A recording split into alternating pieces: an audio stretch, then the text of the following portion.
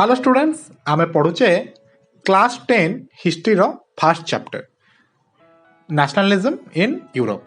एटा होची part 5। Last part रे आमे एटी छाड़ी थिले romantic imagination and national feeling. तो स्टार्ट करिबा part 5। The development of nationalism did not come about only through wars and territorial expansion. कहला nationalism रो जो फीलिंग्सटा एकतार जो फीलिंग्सटा केवल युद्ध द्वारा किंबा राज्य विस्तार द्वारा आसी नथिला। Culture played an important role in creating the idea of the nation.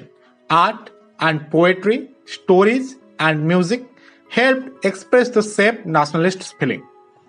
आउ किए दायी थिला बेले से कहले कल्चर संस्कृति। तमे आर्ट कुह माने चित्रकला कुह, पोएट्री कुह, हाँ कविता कुह, स्टोरीज हो, म्यूजिक हो, ये सबू जिनस द्वारा लोक मानक मनरे देश प्रति जो भावना एकतार जो भावना सेटा जागृत हो पारथिला। Let us look at romanticism, a cultural movement which sought to develop a particular form of nationalist sentiment. Romantic artists and poets generally criticize the glorification of reason and science. देखो कहला रोमांटिसिज्म, हाँ माने romantic way रे गोटे जिनस को भावना को परिप्रकाश करिबा। हाँ एगुड़ाक मध्य तमर नेशनलिस्ट सेंटिमेंट संगे बहुत जड़ित थिला। हाँ तमर आर्टिस्ट मानक कहतु किंबा पोएट्स मानक कहतु से माने कोन करथिले क्रिटिसाइज करथिले। कहा को क्रिटिसाइज करथिले? ग्लोरिफिकेशन ऑफ रीजन किंबा साइंस। हाँ and focus instead on emotion. तमे साइंस रे केते डेवलप कलो किंबा तमे कौन कौन माने ग्लोरीफाई जिनस बनैल से सब जिनस को से क्रिटिसाइज करथिले, किंतु इमोशन को से बहुत प्राधान्य दौथिले। किए? रोमांटिक आर्टिस्ट हुंतु किंबा रोमांटिक कवि हुंतु। आउ कहा पर दौथिले? Institution and mystical feelings. यही सब जिनस उपरे, इमोशन उपरे, इंस्टीट्यूशन उपरे आ मिस्टिकल फीलिंग्स उपरे से माने बेसी गुरुत्व आरोप करथिले। किए? हमर रोमांटिक पोएट हुंतु किंबा रोमांटिक आर्टिस्ट हुंतु। Their effort was to create a sense of shared collective heritage, a common cultural past as the basis of a nation.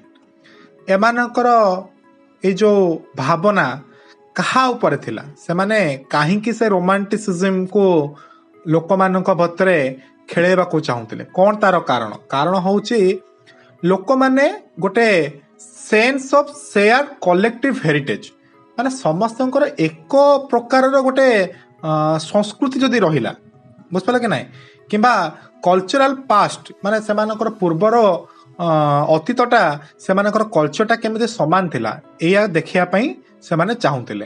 हाँ other romantic such as German philosopher Johann Gottfried Herder 1744 to 1803 claimed that true German culture was to be discovered among the common people.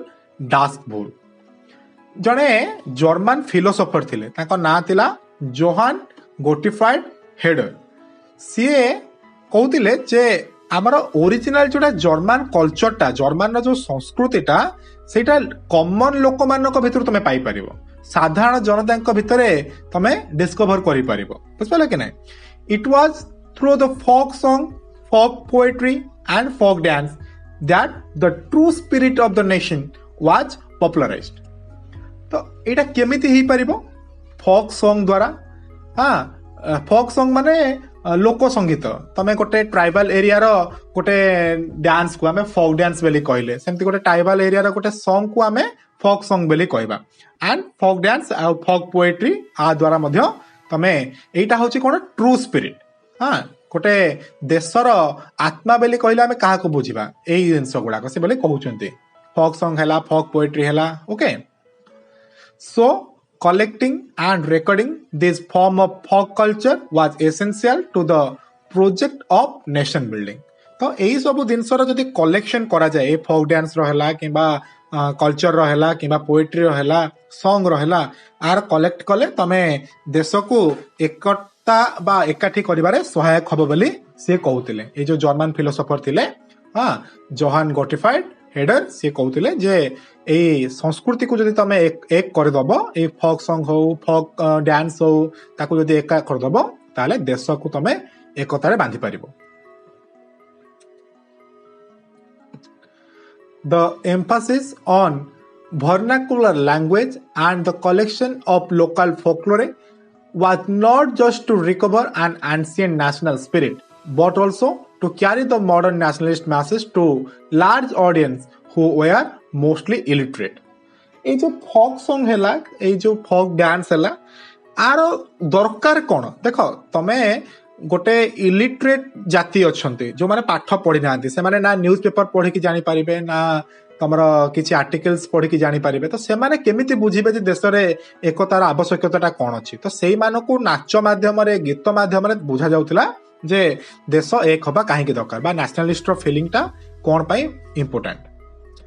This was especially so in the case of Poland which was pursued at the end of 18th century by the great power Russia, Persia and Austria. এই जो तीनिटा देश आम last को पढ़िले किए किए Russia हुंतु Persia हुंतु बा Austria हुंतु एमान को ग्रेट पावर बेली कह जाउतला। पोलैंड को एमाने पार्टीशन कर देइतले बुझपाले कि नहीं तो पार्टीशन माने भाग भाग कर देइतले ओके तो सेठिकार लोक मानक पोलैंड रो लोक मानक एई जिनसटार बेसी आवश्यकता थिला जे केमिति तमे पैट्रियोटिक भावनाटा को तांका भितर को तमे आनी पारिबो। Even though Poland no longer existed as an independent territory national feeling were kept alive through the music and language जेहेतु पोलैंड को भांगी के एई सब देश बांटी के नहीं जाइथिले तो तांका भितरे एकतार भावनाटा को केमिति पुणी जागृत करा जिवो सेठिकार तो मोस्ट लोक इलिटरेट अछंती तो एई जो नाच गीत माध्यम रे सेमानक मन रे एकतार भावना को जागृत करा गला। Karol Kurpinski for example celebrated the national struggle through his operas and music turning folk dances like the polonaise and mazurka into nationalist symbol. Karol Kurpinski बेली जने व्यक्ति थिले जे कि नेशनल स्ट्रगल टा को तांकर ओपेरा थ्रो रे किंबा म्यूजिक रे हाँ आउ तांकर जो फोक डांस जो गुड़ाक थिला जेमति कि पोलानाइज हो कि माजुर्का ए जो एडा सब फोक डांस रो ना गुड़ाक हाँ ताकू सब से नेशनल सिंबल ले कन्वर्ट कर देले किए कैरोल कुर्पिंस्की मनला।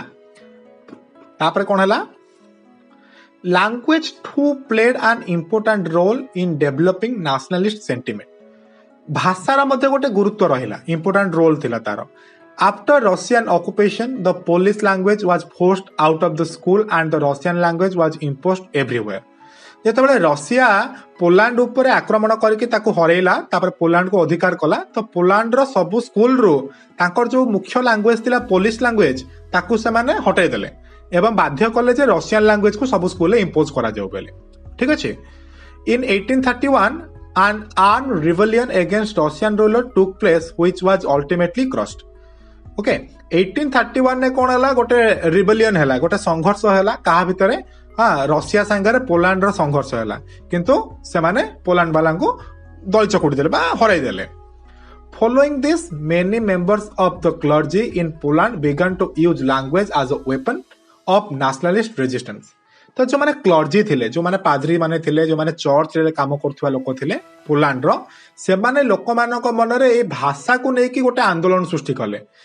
रशिया जते बेले बाध्य करथिला स्कूल रे पोलिश लैंग्वेज को छाड़ी कि रशियन लैंग्वेज को अडॉप्ट करिया पई तो एईटा गोटे तांकर माध्यम हे गेला लोक मानक को भड़केया पई।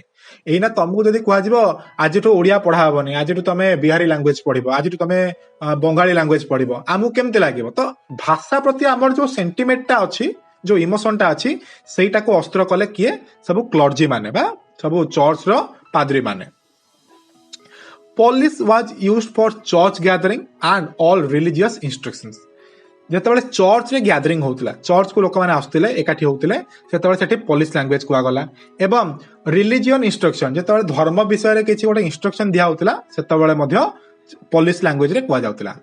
As a result, a large number of priests and bishops were put in jail or sent to Siberia by the Russian authorities as punishment for their refusal to perish in Russian। तो जो पाद्री माने priest हुंतु बा bishops हुंतु हाँ एमान सब पाद्री हाँ जो माने चर्च रे थांते तो सेमानकु कोन करागला पनिशमेंट दियागला कोठी की पठागला साइबेरिया को पठागला साइबेरिया रे सेमानकु जेल रे रखा होतला ठीक अछि The use of police came to be seen as a symbol of struggle against Russian dominance. तो पोलिस लैंग्वेज रो व्यवहार को से माने अस्त्र कले रशिया विरुद्ध रे फाइटिंग करिया पय लोक मानकु सेही बाबद रे एकाठी करा गला hunger hardship and popular revolt भोक आउ लोक मानकर दरिद्रता केमिति स्ट्रगल ले मुख्य भूमिका नेथिला सेटा हमें देखिबा The 1830s were the year of great economic hardship in Europe.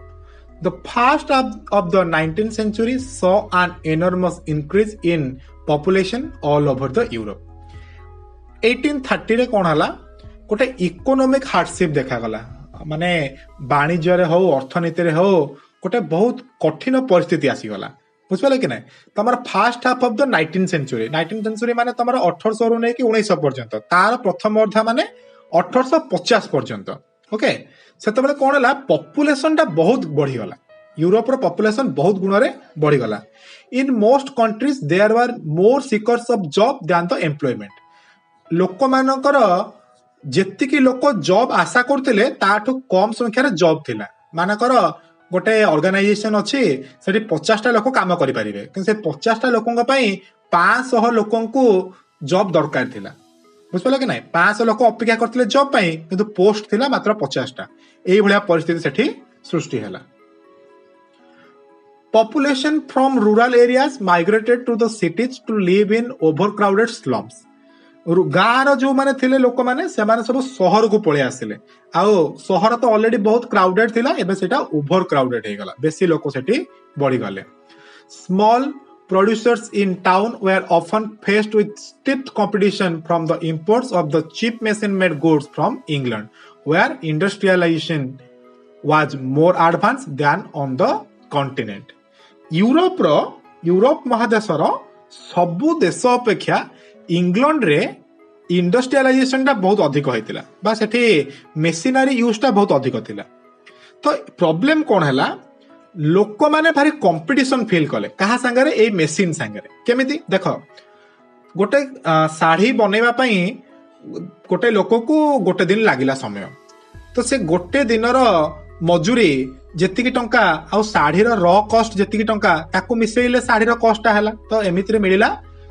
गोटे दिन रे गोटे साड़ी तैयारी पाला से साड़ी रो रेट होची 500 टंका किंतु सेही मेशिन ताठू कम खर्च रे गोटे दिन रे 5टा साड़ी तैयारी करि पाला ता माने अल्टीमेटली कोन लेला साड़ी रो रेट टा कमी गला एथिरे कोन असुविधा हला जेतोला साड़ी रो रेट टा कमी गला लोक सस्ता जिनसटा किनिबे ना सेम क्वालिटी जिनस सस्ता रे मिलुची तो सस्ता जिनसटा लोक किनिबे तो एठी कंपटीशन स्टार्ट हैला तांको सस्ता हैला मेशिन जिनसटा जेहेतु सस्ता आइ गला एमानको प्रोडक्ट आ एते बिक्री हैलाने एटा हैला बड़ प्रॉब्लम सेतबेले this was especially so in textile production तो टेक्सटाइल बा कपड़ा प्रोडक्शन क्षेत्र रे एटा बेसी देखा गला which was carried out mainly in homes or small workshop and was only partly mechanized जो माने छोटो छोटो वर्कशॉप रे निज घरे टेक्सटाइल बनौथिले कपड़ा साड़ी सब बनौथिले सेमानक पई बड़ प्रॉब्लम एटा देखा देला हां कि नै बुझ पाला कि नै तापरे कोन हला देखो in those regions of Europe where the aristocracy still enjoyed the power peasants struggled the burden of feudal dues and obligations Europe रे कोन होतला आरिस्टोक्रेसी माने बा संभ्रांत वंशीय राजवंशर लोक माने से माने पावर को एंजॉय करथुले बुझ पाला कि नै माने से माने को जो सब सुविधा सुजोग मिलुथिला ताकू से माने एंजॉय करथुले किंतु पीजेंट्स मानन को ताकू तो दबा को पड़थुला कर टैक्स दबा को पड़थुला हां कि नै the rise of food price of the year of broad harvest lead to widespread pauperism in town and country pauper माने दरिद्र पाउपरिज्म माने दरिद्रता कोन हला जत्ता बेले फूड रो प्राइस बढ़ी गला किबा जो वर्ष चाष भलो हेलानी हां सेही वर्ष कोन हला लोक मानकर दरिद्रताटा बेसी बढ़ी गला गोटे वर्ष रे गणा गला जे एतिकी दरिद्र अछंती किंतु जो वर्ष खाइबा प्राइस बढ़ी गला लोक बेसी किनी पालेनी ताकर अधिक खर्च खाइबारे पळेला तो से माने बेसी दरिद्र होई गले तो दरिद्रतार मात्राटा से वर्ष बेसी बढ़ी जाइतिला। The year 1848 was one such year. 1848 मसीहाटा होछि सेही भଳି गोटे वर्ष। Food shortage and widespread unemployment brought the population of Paris out of the road. सेही वर्ष कोन हेतिला फूड रो शॉर्टेज देखा गला, अनएम्प्लॉयमेंट रोजगार सेते नथिला, तो लोक माने बाध्य हले रास्ता उपरକୁ ଆସିକି विद्रोह करिया पे। Barricades were erected and Louis Philippe was forced to flee. जो बैरिकेड थिला ताको भंगा गला। लुइस फिलिप जो राजा थिले से लोक मानक भय रे दौड़ी पलायन कले। फ्ली माने पलायन करबा, हां, तो से दौड़ी की पळेले, डरी की पळेले। A National Assembly proclaimed a republic granted suffrage to all adult male about 21 and granted the right to work। तो तापर कोन होला नेशनल असेंबली कोन कला गोटे सफरेज बा भोट दबार अधिकार दिया गला सबु मेल माननकु, पुरुष लोक माननकु जो माने 21 वर्ष रो अधिक थिले, आ समस्त को काम करिवार अधिकार मध्ये देला। किए देला? नेशनल असेंबली देला। National workshop to provide employment were set up. सब वर्कशॉप तैयारी हला केमिति लोक माननकु एम्प्लॉयमेंट दिया जाई परिबो, केमिति लोक माननकु कार्य रे लगा जाई परिबो, ता पय सब वर्कशॉप तैयारी हला। Earlier in 1845, weavers in Silesia had led a revolt against contractor। तो सिलेसिया रो जो वेभर्स माने थिले, बुणाकार माने थिले, 1845 रे से माने कोन कले ताकर जो कॉन्ट्रैक्टर माने थिले, जो माने तांको साड़ी किणी कि नउथिले, तांको अगेंस्ट रे से माने रिवोल्ट कले, आंदोलन कले। काहे कि कले? who supplied them raw materials and gave them order for finished textile but drastically reduced their payment। ए जो कॉन्ट्रैक्टर माने थिले से माने एमानकु ए जो बुणाकार माने थिले तांकु से माने कोन करथिले सप्लाई करथिले रॉ मटेरियल। की सप्लाई करथिले? कॉन्ट्रैक्टर माने सप्लाई करथिले। काहा करथिले? वेभर्स मानकु। आउ तांकठो फिनिश्ड प्रोडक्ट किणी कि नउथिले। किंतु हठात कोन हला ए प्रोडक्ट मानकर दाम बहुत कमी गला। ता माने कोन? मु गोटे कॉन्ट्रैक्टर जणे वेभर्स अछि, बुणाकार अछि, मु ताकू सूता देली आउ जहा जहा ताकू जिनस दरकार देली एवं किछि पैसा देली आउ कहली जे मते तमे साड़ी बनै के दियो। ठीक अछि, से जेते की पैसा आगुरु पाउथिले एबे कोन हला तार पैसा रो माने तार वेजेसटा, हां, पैसाटा एबे कमी गला। आगुरु सही काम करिया पई 100 टका दिया होतले, एबे सही काम करिया पई 40 टका दिया गला। तो एते मात्रा रे कमी गला। The journalist William Wolfe described the event in Silesian village as follows। तो जने जर्नलिस्ट थिले ताको ना हला विलियम वुल्फ। सीए ए इवेंट को जो सिलिसिया रे जो कॉन्ट्रैक्टर को अगेंस्ट रे वेभर्स माने रिवोल्ट करथिले तांको विषय रे लिखिचंती। In this village with 1800 inhabitants, cotton weaving is the most widespread occupation। The misery of workers is extreme। The desperate needs for job has been taken advantage by the contractor to reduce the price of the goods they order। तो से लिखिले ए गारे बहुत सारा लोक जो माने कि साड़ी बुणा रे निजको लिप्त करछंती आउ एबे सेठी कंडीशन बहुत मिजरी बा बहुत खराब हे जाईची। काहे ना बहुत सारा लोक काम अपेक्षा रे अछंती, तो कॉन्ट्रैक्टर माने आर सुविधा नै कि से मानकर साड़ी रो रेट कमै दैछंती। जत्ते बेले अधिक अनएम्प्लॉयमेंट हे जाए सेते बेले कोन होय प्राइस टा को कॉन्ट्रैक्टर माने जानि सुनि कमै दियंते। काहे कि देखो तमरा नीड कम अछि, मते 10 टा साड़ी दरकार आउ 50 जन लोक अछंती जे माने 50 टा साड़ी तयारी करि परिबे, तो मो इच्छा मु काहाटो किनिबे। तो काहाटो किनिबे जतले ऑप्शन आसी जाउची, जने कहबा आज्ञा मोठो नियंतो मु आपनको 50 टका देबे, आउ जने कहबा नै आज्ञा मोठो नियंतो मु 40 टका देबे, तो ऑटोमेटिक कमी गला कि नै? काने लोकन को तो खाइया पई पैसा दरकार ना। कि जतले बहुत सारा लोक सेम बिजनेस रे अछंती, तो कंपटीशन जतले अधिक अछि तो प्राइस टा ऑटोमेटिकली कमी जिवो, हम कि नै? तो एटा सेठी हेइतिला। On June at 2 p.m.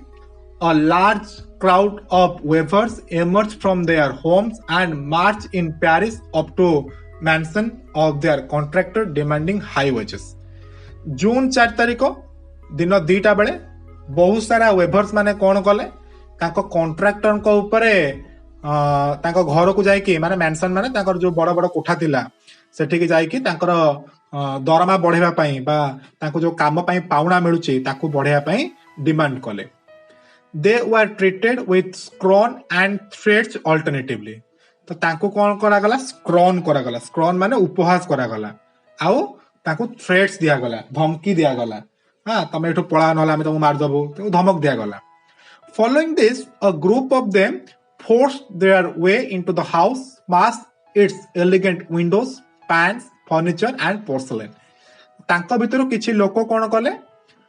Contractor ମାନଙ୍କର ଘରେ ପଶିକି ତାଙ୍କର ଝରକା ଭାଙ୍ଗିଦେଲେ, ତାଙ୍କର ପ୍ୟାନ୍ ଭାଙ୍ଗିଦେଲେ, ଫର୍ଣ୍ଣିଚରକୁ ଭାଙ୍ଗିଦେଲେ, ପୋର୍ସିଲିନକୁ ଭାଙ୍ଗିଦେଲେ। ପୋର୍ସିଲିନ ମାନେ ଚିନାମାଟି, ସେଇ ଟାଇପର ଯୋଉ ଜିନିଷ ଆମର ସେ ସବୁ ଭାଙ୍ଗିଦେଲେ। Another group broke into the storehouse and plundered it the supplies of cloth which they tore to shreds.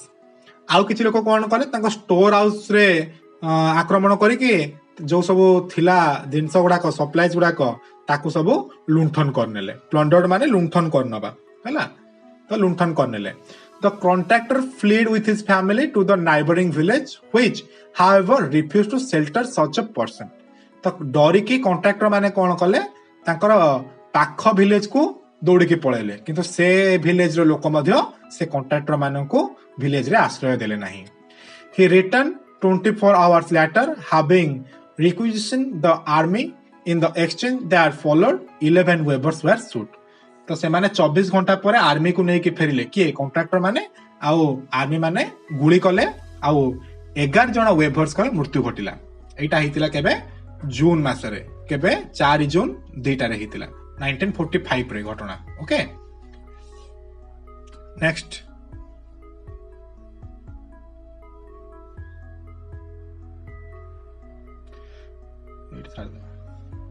ତ ଆଜିର ଏଇ ପାର୍ଟଟିକୁ ଆମେ ଏଇଠି ସାରିବା। ଖୁବ ଛୋଟିଆ ପାର୍ଟଟେ, ବେଶୀ କିଛି ଇମ୍ପୋର୍ଟାଣ୍ଟ ଏଇ ଦୁଇଟି ପାରାଗ୍ରାଫରେ ନାହିଁ, କିନ୍ତୁ ବହୁତ ସାରା ସର୍ଟ କ୍ୱେଶ୍ଚିନ୍ ଆସେ। ଡେଟ୍ସ ଯେହେତୁ ଅଛି, ବହୁତ ସାରା ସର୍ଟ କ୍ୱେଶ୍ଚିନ୍ ଆସେ, ଆଉ ବେଳେ ବେଳେ 1945 ର ୱେଭର୍ସ ଇଭେଣ୍ଟଟା ପଚାରେ।